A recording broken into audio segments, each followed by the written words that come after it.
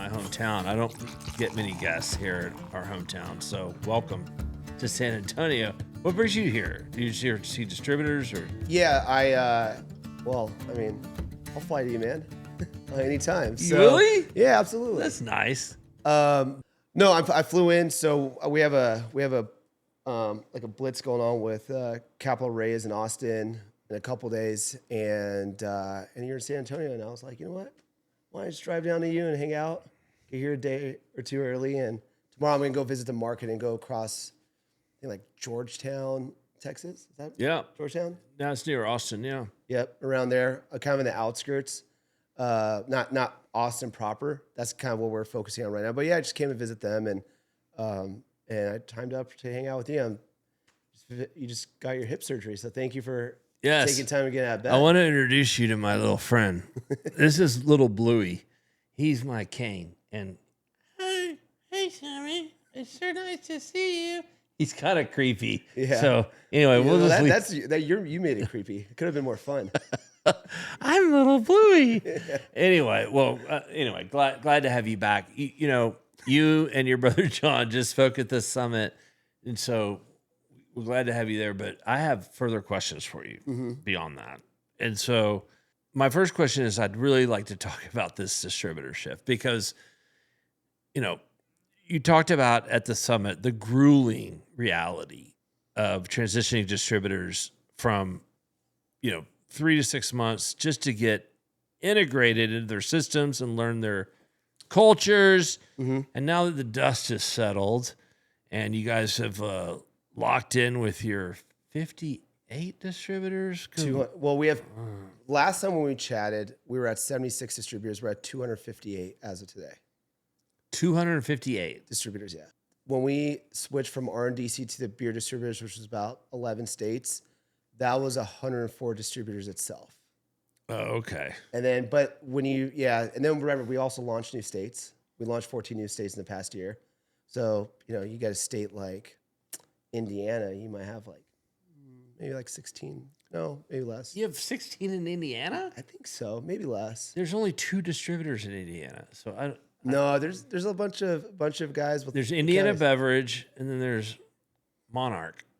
Oh, you're thinking of Molson Coors Network? Yeah. AB Network is a little bit more broken up. I forgot. You're right. But switching to distributors, I think it's it's an operational challenge, but I think it's a mindset because, it's 4.5 years since we launched a brand. So June is our 5-year anniversary.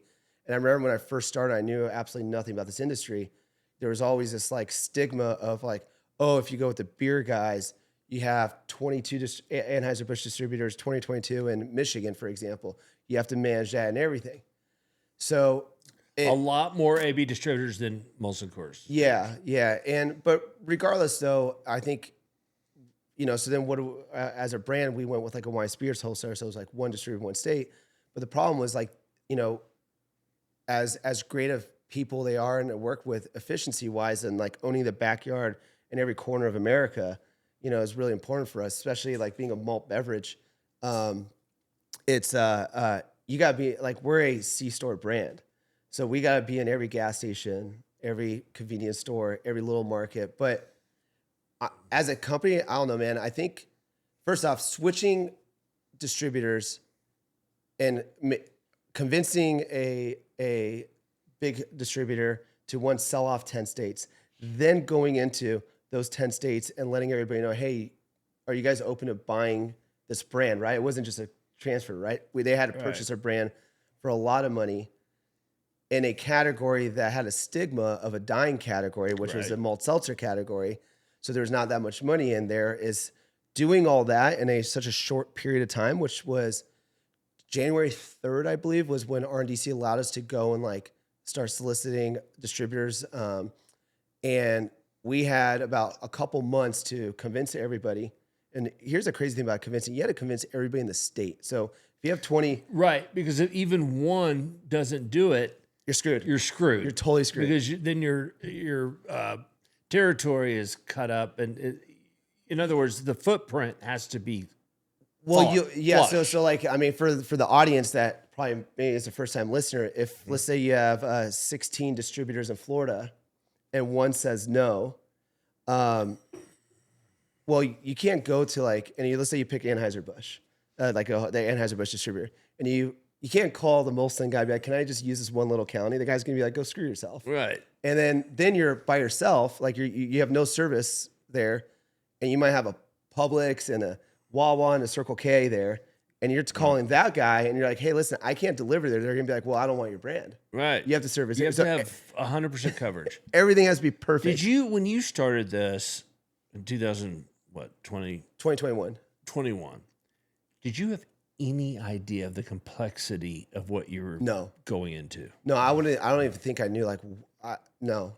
I mean, the way I had no idea that one. We've said this in previous pods, but one, I didn't even know there was a 3-tier law out the gate, right? Yeah. But then the complexity is beyond the 258 distributors. You also have, tens of thousands of accounts and chains, and those chains. Like, let's say you're working with Kroger or whoever, right? Yes, they'll bring you in first time. They love a new innovative brand and everything.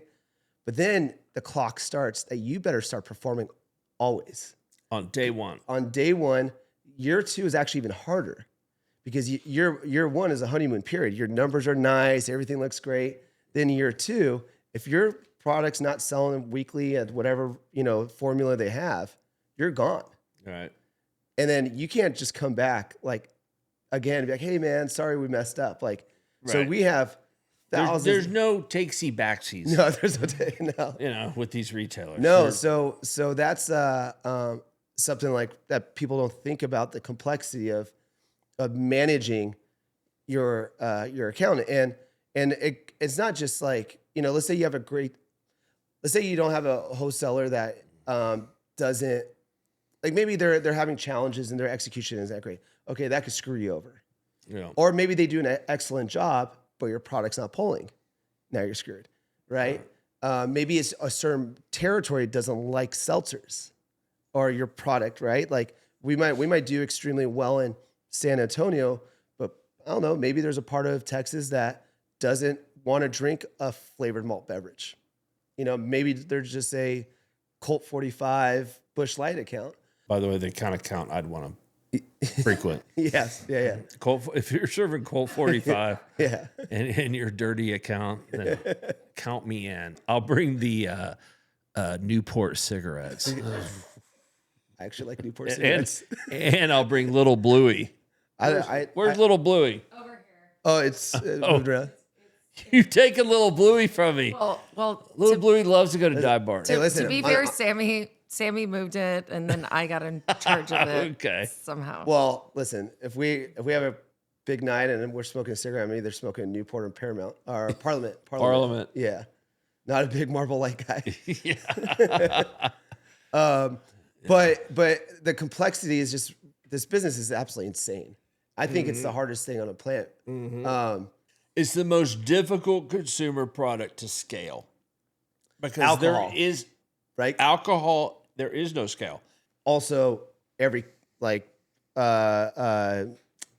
footprint of a distributor has to have a plan. Right.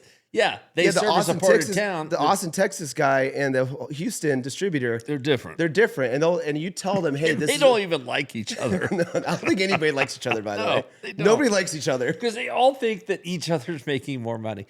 They all hate each other. They would all never do. say this, by the way, publicly. And so I know you guys are listening, but I know you. I know. We know. We know you guys. We know how you guys think. But yeah, that's a good point. I mean, every market's different. Yeah. It's thinking about this business, it's absolutely insane. But when you crack it, it's pretty awesome. I actually love it. When you crack it. Yeah. That's if you ever can. I mean, but getting that threshold takes years.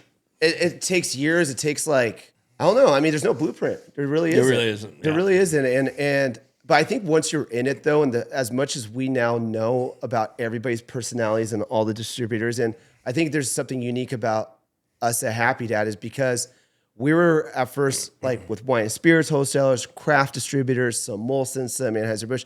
We were kind of mixed across everything. So we learned a lot about the dynamic of the alcohol business, right? And knowing that and seeing some of the challenges that are happening with the wine and spirits wholesalers right now, we saw those things happening ahead of time because you could just kind of see that the market inefficiencies and like things going on. And thank God we bet big and fortunate enough that we were able to get released from our agreement and at least purchase it on a lot of states. And you're talking about release your agreement from RNDC. RNDC and Breakthrough. And you, what you were kind of hitting at is you saw kind of the writing on the wall with RNDC and yeah, well, I didn't see the writing on the wall on their wine and spirits business. Right. I saw the writing on the wall on the inefficiency that was running. shocking. Yeah. How fast that so decelerated. That one, like I wouldn't have guessed that in any way. But for us being a malt beverage brand, which they were bullish on at the beginning, and then at some point the market changed, is a big thing. But I think the problem because I spend so much time out in the market with understanding people and their money and seeing people on social media, and this is our team as well, especially my brother. When we saw like the problem, something big has happened. I've seen this in a lot of bars because we see a lot of big bars opening up, very expensive bars, and no one's coming through the door. Was COVID, and remember, it's crazy. COVID was 6 years ago. I don't know. I think about it a lot now. But when COVID ended and everybody was going out and they're all bullish, like they thought everybody's just going to drink as much as they can forever and ever. There's a huge investment that people did. Everybody got much more aggressive on ordering and bringing in any type of brand because it was like if you could sell it or if you could put it on a shelf, it would sell. But bars and restaurants was the first indicator I ever saw was a lot of folks made big investments in these bars and restaurants, really, expensive build outs.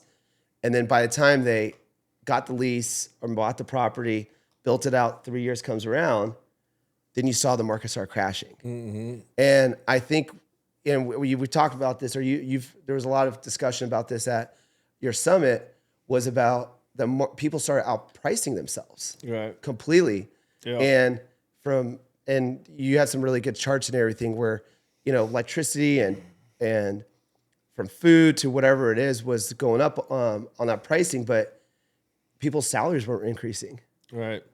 You and John talked about this at the summit, particularly about Gen Z and how they are pressured. They just don't have the money. And I remember like after we were on stage, of course we ended up at the bar and we're all drinking and John was like, it's Kalshi and Polymarket. it's Polymarket. It's because I was like, remember, because I made a big deal about DraftKings and FanDuel, and he was like, no, it goes deeper than that. Yeah. They're betting on everything. And that young people, that money is leaving their wallet that would have gone toward beer or seltzer. So you have everybody has disposable income, right? So that 24-year-old drinker, let's use like simple numbers, right? Let's say the guy has $200 a month to do disposable stuff. Mm-hmm. Well, 5 years ago, they're buying there's different categories of where they're spending their money. So first category was, I think was that the alcohol industry started losing the money to was energy drinks. Yeah. So they started losing money in energy drinks because energy drinks got much more attractive. So it wasn't just Red Bull and Monster and C4, but you start now having those with like nootropics or whatever else, or Celsius, right? Celsius took over. Yeah, everything. Celsius pretty much took over, right? They doubled the caffeine and all this stuff got more aggressive. So cool, you're spending out of $200, you're spending $30 a week on energy drinks or 25. Cannabis in some states, that got more popular and more open, right? So that takes, whatever, say another $50 a month. Then the biggest one, I think that is a new habit beyond that, because people were drinking energy drinks, but I do think the energy drink business started finding new people that never drank energy drinks. For sure. But then it was Zins. Yes. Zen's made. I don't leave the house. I don't leave my bed. I don't go to the toilet without this with me. Mm-hmm. It's very important to me. In fact, when I lose it, I'm like, wish I had an air tag on it, and so I could beep it. You know what's more expensive than Zen's? Vapes. Ah, fuck. Yeah, vapes. but that's a. I see people that just are just as hooked on. But Right. Zen is a different one because Zen, we've seen, and it's very common that somebody that never smoked, never vaped, never smoked weed, is all about that. And what's a container is like $7. I've never Zen in my life. I don't care what it costs. I'm buying it. Yeah, I so don't care think, if it's $100. yes. I mean, it's but for a normal college kid, let's say it's $7 a container, and they're probably going through 3 containers a week. right. It's $21. Right. So like I just made up cannabis. Kaushi.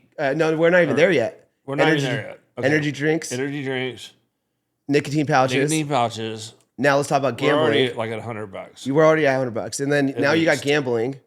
If you're gambling, you're definitely gambling about $20 a week. Yeah.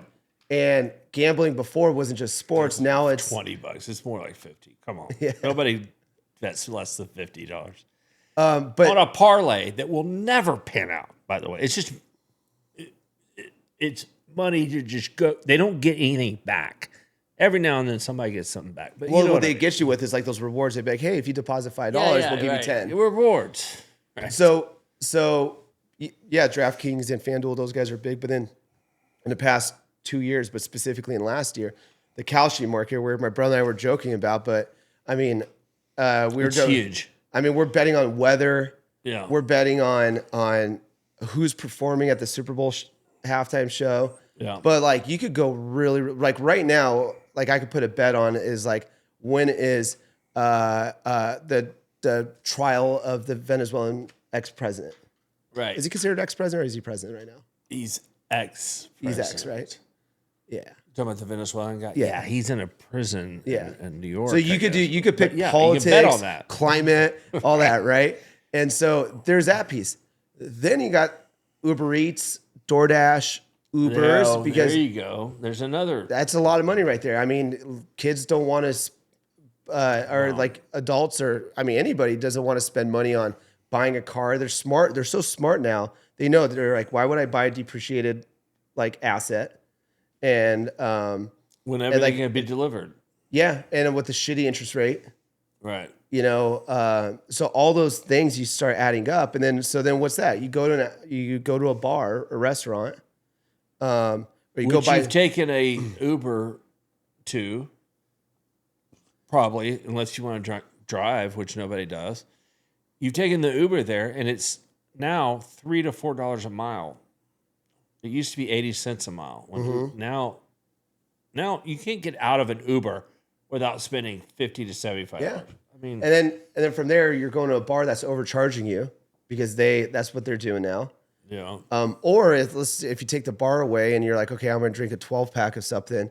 Well, do you want to drink a $22.99 12-pack of our RTD, or do you want to drink a $17.99 like malt seltzer or whatever a beer is and whatever that is, right? Or a handle of Tito's and just drink it straight out of the Yeah. bottle. Uh-huh. Because And that's chase it with a Happy Dad. That's where we're at. Yes.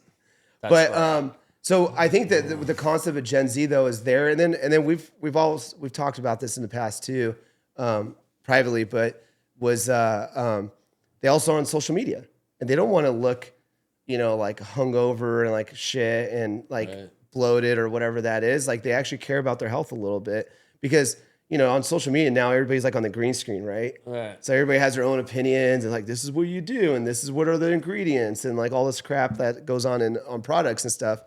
So you start putting all that together. Life's pretty expensive. And I can't believe anybody drinks anymore. I mean, or goes out. yeah. So I think now people really care about like occasions, right? There's gotta be moments. So some of the most successful bars I've seen are two things. One, their drinks aren't expensive and their volume is out of control. So they kept it at like a $7 Happy Dad versus $11 Happy Dad. That is one very important thing.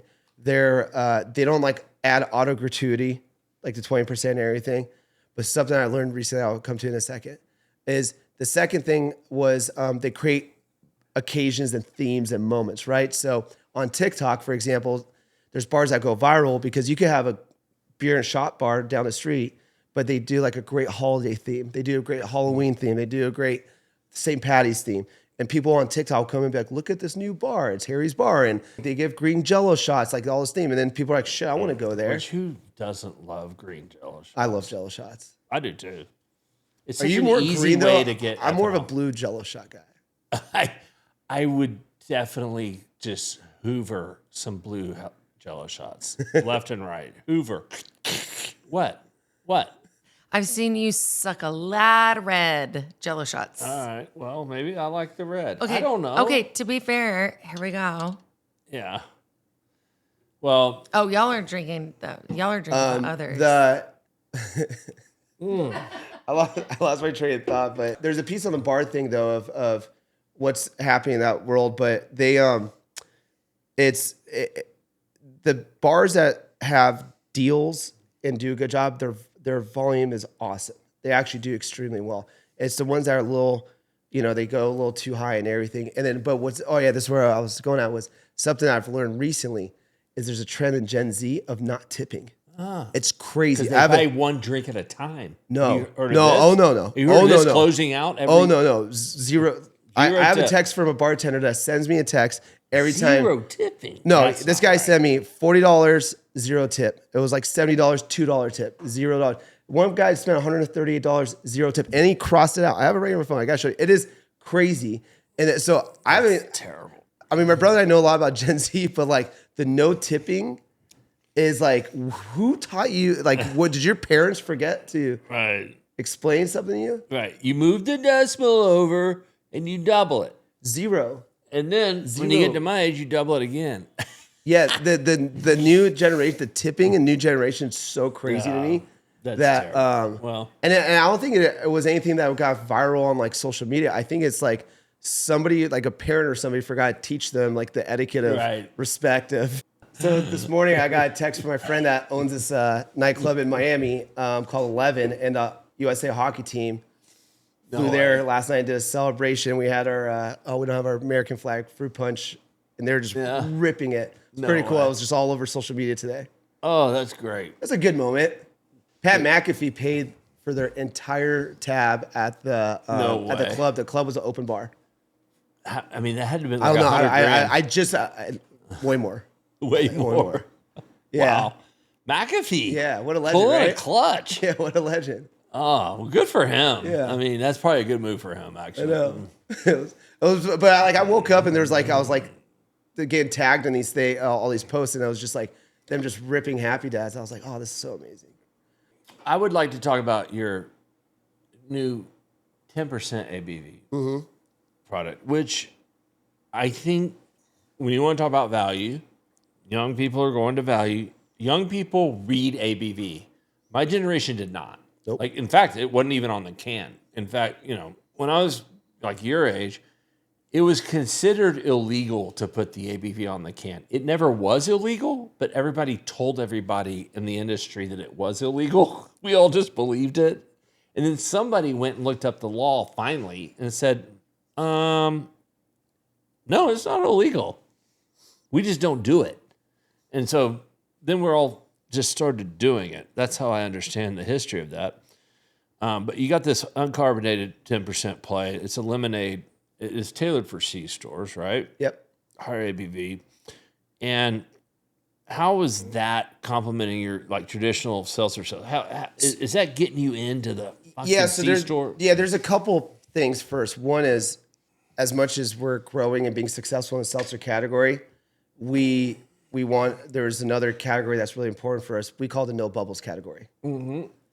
Less carbonation. So one of the success of Happy Dad Seltzer was because we were always low carbonation, and it looked like a beer can and the culture and all that stuff. But the low carbonation was the number one thing people always did. So we were always like a low bubbles. As the no bubbles trend started really taking off, Twisted Tea was part of it, obviously, but then it was really the Surfside, the Sun Cruisers of the world that came in really hot with that. It created a habit, and especially the habit within Gen Z is really, it's not happening across everybody, but in colleges specifically, you go there, it's like 60-40, 60% no bubbles, 40% seltzers and all that because of bloatiness and all the whatever stuff that's there. It's a really big thing. And what was happening over the last couple of years was when we were doing events and parties or whatever, folks were always asking, hey, do you have a no bubbles option? Not even like one brand or another. They just want no bubbles. They just want no carbonation. Yes. And so obviously we're like, all right, we got to crack this code. And while we're developing stuff and we made a 5% hard lemonade and the variety pack we get into later, another piece to it was high ABV. So we're like, if we could make something great first, and that's really important for us, we have to make something that's delicious. And the big thing in the high ABV space was I thought that all the products we tried was just too artificial sweet tasting and whatever, all this. I just didn't like it. I just said, could we make something really, really good with the 10%? And let's just start with the lemonade, because that category is wide open because people are trying to go, the Gen Z's trying to go, when they're going out harder. When I say harder, they just don't want to drink 5 cans maybe. They might want to just do 1 can just to feel good. And then also it's a price point. Right. It's you can get this for like $3.49, whatever that is. Then they might upgrade to something softer. But there's like a reason. 12-pack. Yeah, 12-pack. Yeah, but why? Like, I mean, there's a reason why Buzzballs and BeatBox is absolutely crushing it. And so we want to compete in there only if we can make it delicious. No. And so that's where we came out with this 10%. And then during the time, we're really bullish on like making the packaging like catchy. And we learned that from our Death Row grape. Like our grape popped off. We were like the first seltzer grape. With Death Row Records, you had the grape. Yeah. It just was, people were, it was like a magnet of like consumers seeing. So we're like, okay. Well, then we updated our fruit punch to be like our American flag fruit punch. So it has like, it looks like American flag. And we saw our sales just take off just by the packaging change. Really? Oh yeah, instantly. And I don't think it was so much because there's so much patriotism. I think it was more of it just looked good. And I remember a friend of mine called me and goes, man, whatever you did to the flavor, this thing tastes so much better. And I was like, nothing. Nothing. Yeah. But it's part of the feeling Right. of packaging and all that. Yeah. Charles. It's the best. Charles. Sammy knows tenfold. This is what I drink. Yeah. No, I know. That's a good one. I've seen her drink it too. That's a good one. Well, we sell a lot of those. I'm And then doing San it Antonio right is now. So with Realtree, what happened was I was trying to figure out a concept, and I love their brand, and I've been a fan of their brand forever, and I just cold emailed them. Really? Yeah, actually, not even cold email. That's probably even easier. I went to their website and just submitted an inquiry. A form? Yeah. You submitted a I was form. like, hey man, I'm the CEO of Happy Dad. I would love to do a collab with you guys. What? Yeah. And it got promoted. Yeah, up I to got an the email chain? from this awesome lady who's been there forever, and she's like the best. Her name's She's Jill. like, yeah. Yeah, she's like, hey, like, and then she's like, hold on, let me drink your seltzer first to see if I like it. Yeah. And she drank, she's like, hey, this thing's pretty awesome. Let's do something. I was like, Wow. great. So, and then when I was pitching it to the team, because I always love to get everybody's views on everything, and it was interesting because the folks at Hunt knew about it. Some folks didn't, but what it is for us was there's a couple pieces to it. One, Outdoors Realtree is an iconic company. 40, yeah. They're on their 40th anniversary this year. But a lot of people don't know this, but we do, is Gen Z loves camo. They're into it. Yes. Camo's bigger there. It's not just a trend. It's here to stay. Camo will never be gone. Right. So for us to do a proper camo thing, but what was very hard for us was getting 8 print. I think it's 8 print color. It's extremely hard to do in the can business. Really? Yeah, that's why wrapping is easy. You can wrap all day. So, yeah, I was like, I hope we could do it. So our design team. We will never, by the way, have anybody who wraps their cans on this podcast. And I will promise that right here. What? What? We've had a few. Well, we do make exceptions for people that. So Yeah. I got to give props to my team because they our design team went through hell. Realtree went through hell. Our product team to find a can. One, we had to get one of our can manufacturers pretty much like dust off a machine that to get the prints because like we only do like 6 colors or 5 or whatever it is. I was like, someone's got to be able to do it. Yeah. And maybe Molson Coors and AB, they print their own stuff probably, right? So they could do it, but like not when you're at our level. A co-packer. Anyways, everybody played ball and we were able to figure it out. So both the light and the thing, it's just, but what's important about this is it's to Realtree's copyright standards. So the color had to have been right. All right. So they had to approve. Oh, they had to final... approve it. Yeah, they had to approve it. So we obviously did 10%. We did 5 because no bubbles lemonade. Don't roll your eyes at me. Sorry, go ahead, Sam. So anyways, so the collab's been awesome. I mean, it's and it's here to stay. They're great on that. And the 5%, which is a really cool story. We were only in Target in Florida. Never been in Target across the country. Over these 4.5 years, all of our sales and everything, right? Walmart's been a great supporter of us since day one, and everybody has. But Target, we never connected the dots with them. And the buyer brought up, and he goes, listen, in 4.5 years, we've been watching you guys.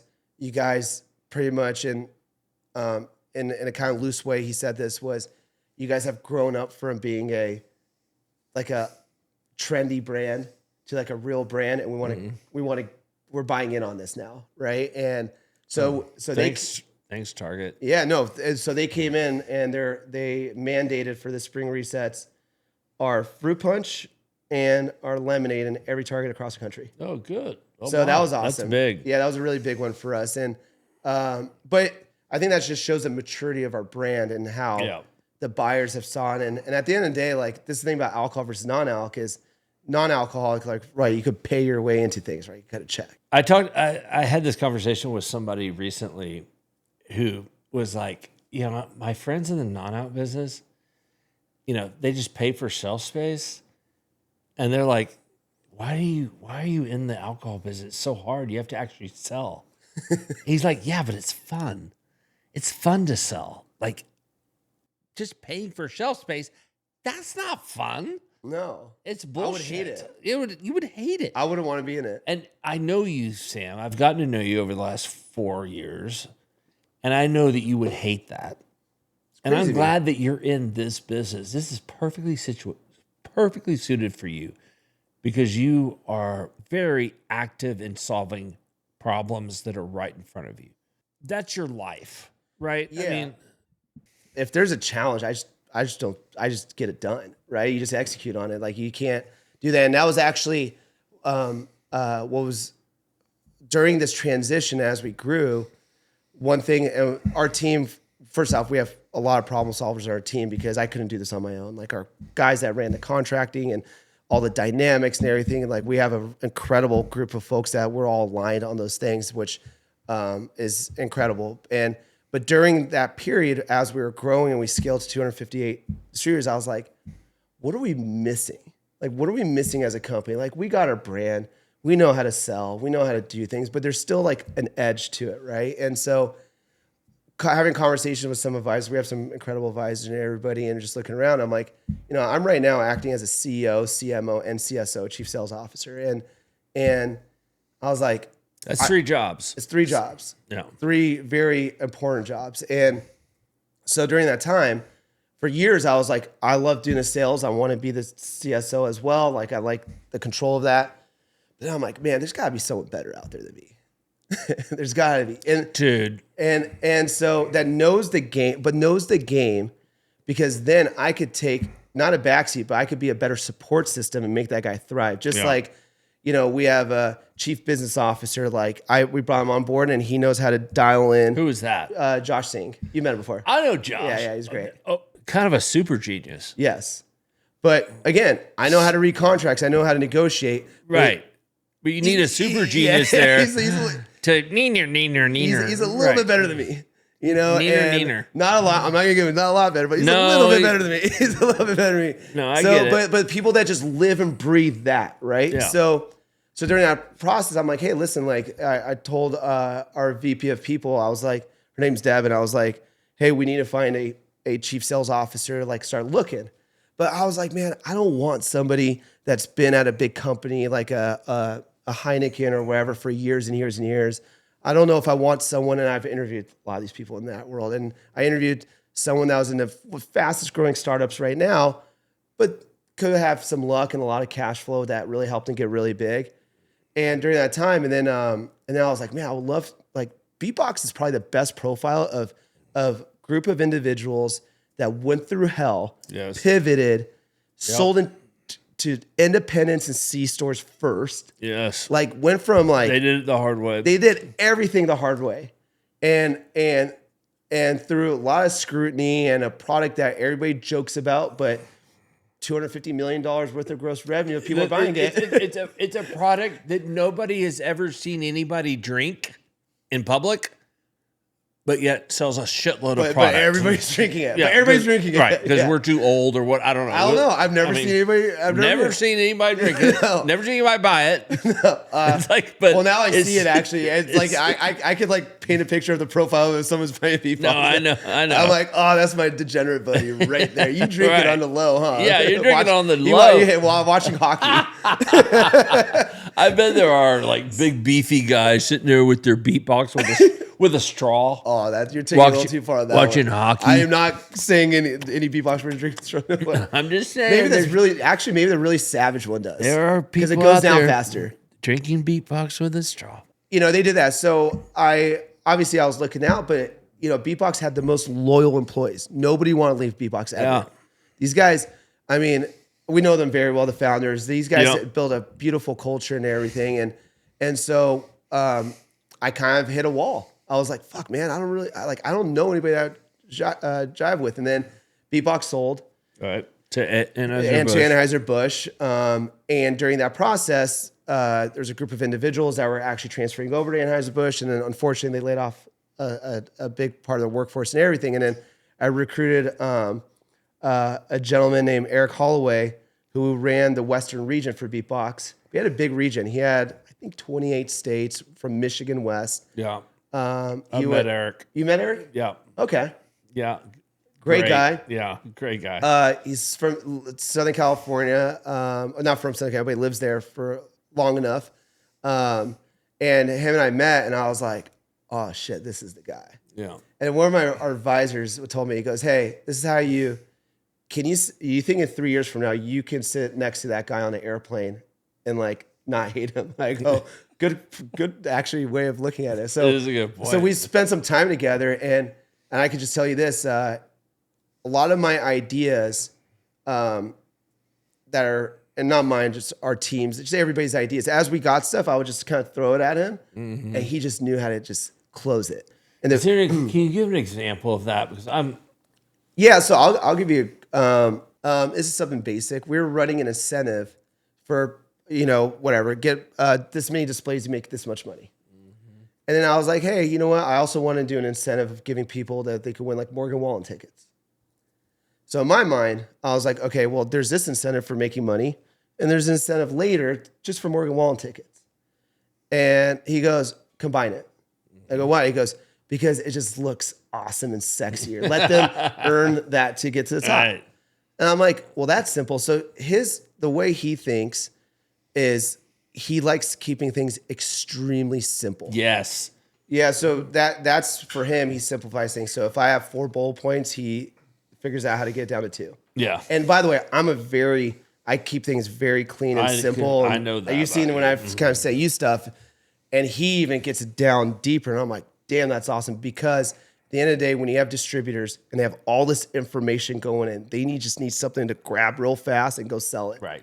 And so from there, while there was a bunch of layoffs through BeatBox and everything, and it was just part of the process and everything, I was like, who are some assassins that we need to bring on? And there's certain markets. There's one market where one of our wholesale partners goes, you have to hire this guy because the last person we want to sell against us in this market is that guy. Right, really? Yeah. And I was like, damn. I love this. Like you're just poaching BeatBox. Yeah.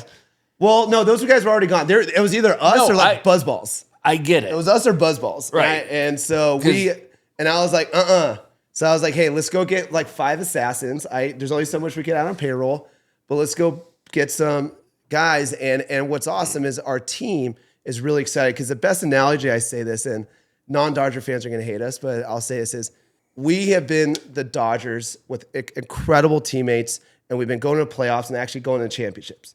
But we've been missing a couple little folks that help us get the whole team together and get to that championship and win consistent ones. And we just signed Shohei Ohtani and a couple other great players to help elevate the team. So our team hasn't changed in any way. It's just, and we've all been communicating away and everybody's really excited. So it's cool to see that our company isn't like, oh my God, there's a new guy. It's like, what's going to happen? It's like, everybody's just going to get more dialed in. Just keep going. Just keep going and then just make everything simpler. Right.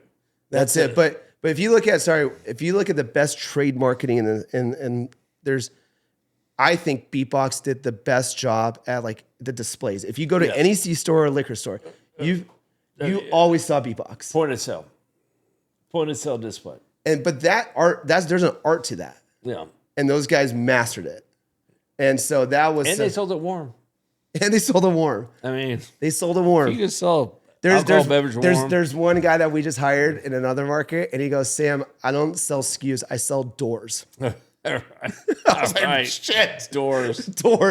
And then I went to his marketing, you're just seeing a whole door of BeatBox. Right. Normally there's like 15 companies in there. Right. And he's like, nah, that's I mine. sell doors in the cold box. And he goes, he goes, I just don't want to be on the computer. And I go, dude, you should. I'm like, you don't even need a computer, man. Just let us text you sometimes. Yeah. we'll text you reports. Be on the computer.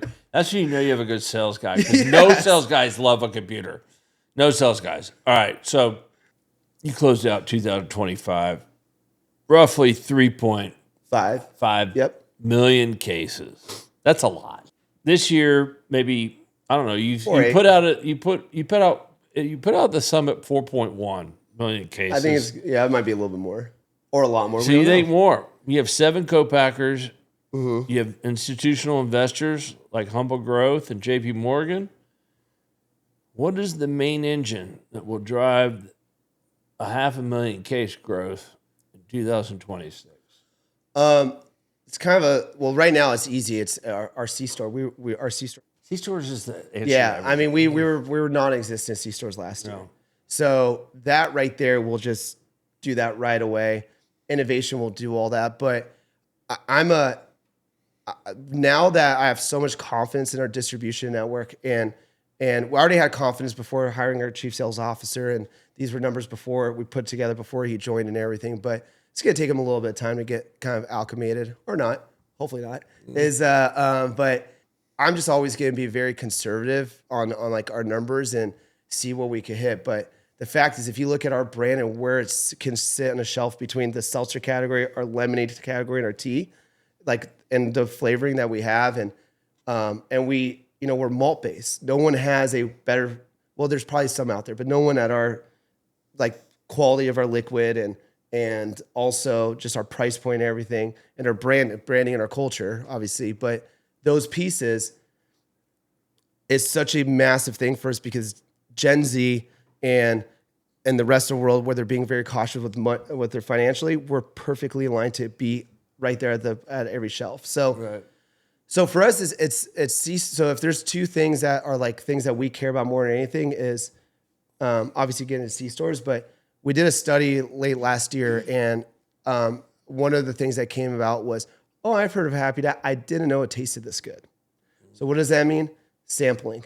So we actually removed a lot of our partnership budgets and just dumping and sampling.